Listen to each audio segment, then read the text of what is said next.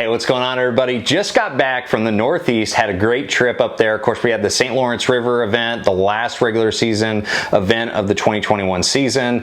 That went well, and then we had some vacation in Connecticut, had a great time there. No internet, no reception, and it was a beautiful thing. It was great to have a little bit of a reset. But now that we're back, and as you can see, we're kind of moving out of the house, so it's still really busy. However, I really wanted to do this video to kind of break down the tackle, the setup that got me not only a check, but also got me to the title championship. I ended up finishing 47th, so just barely squeaked in there in the top 50 to get to the title championship. So, it was a crazy event at the St. Lawrence. You know, going up there, I really expected to just fish for smallmouth, you know, with spinning gear, light line, finesse fishing, drop shots, Ned rigs, you know, the kind of stuff that always does well on the St. Lawrence River.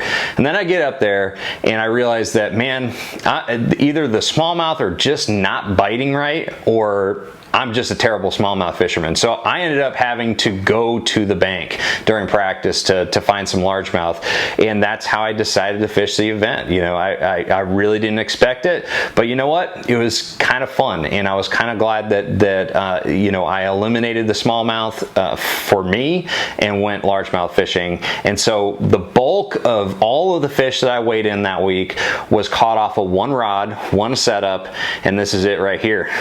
Pretty standard for me, you know, throwing a chatterbait. This is a 1/2 ounce jackhammer in green pumpkin, matched with either a diesel minnows green pumpkin colored trailer or the razor shads, which I had it mostly in hot snakes. Really good color up there because it kind of looks like a yellow perch a little bit. But that's the bait that I caught a lot of fish on. You can see it is pretty beat up from teeth marks, from, you know, hitting the sides of docks, rocks, all kinds of stuff. But I caught a lot of fish on that bait right there. And then I tied that bait to 17-pound test Tatsu fluorocarbon. That's a new size from Tatsu, in Tatsu from Seagar, and it worked perfect. It was the exact line diameter I was looking for, the type of strength I was looking for. 15 was a little bit too light because there's a lot of zebra mussels, and 20 would just keep it too high in the water column for the speed that I was reeling it. So 17 worked really good.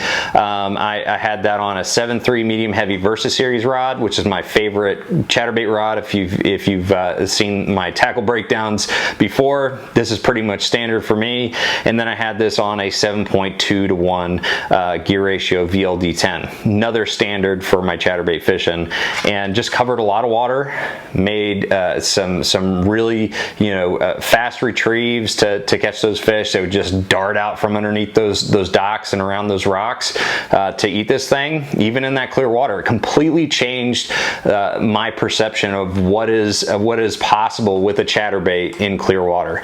And I do need to mention it, honorable mention, there's a new chatterbait that Z-Man came out with at iCast called the Chatterbait Mini Max. I was able to snag one of them in a green, in kind of a bluegill color, and it worked awesome. I threw it a little bit during practice and caught my biggest largemouth to practice on that bait, and threw it a little bit during the tournament, but I got a little bit worried that I was going to lose it.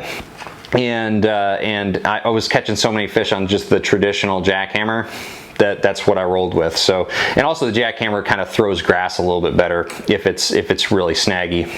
But that right there is the setup that caught the majority of the fish that I weighed in and helped me not only get paid, but also make the title championship. So thank you guys for watching. We are back for a little bit here. We've got the, you know, the big move coming up. You can see everything is off the shelves.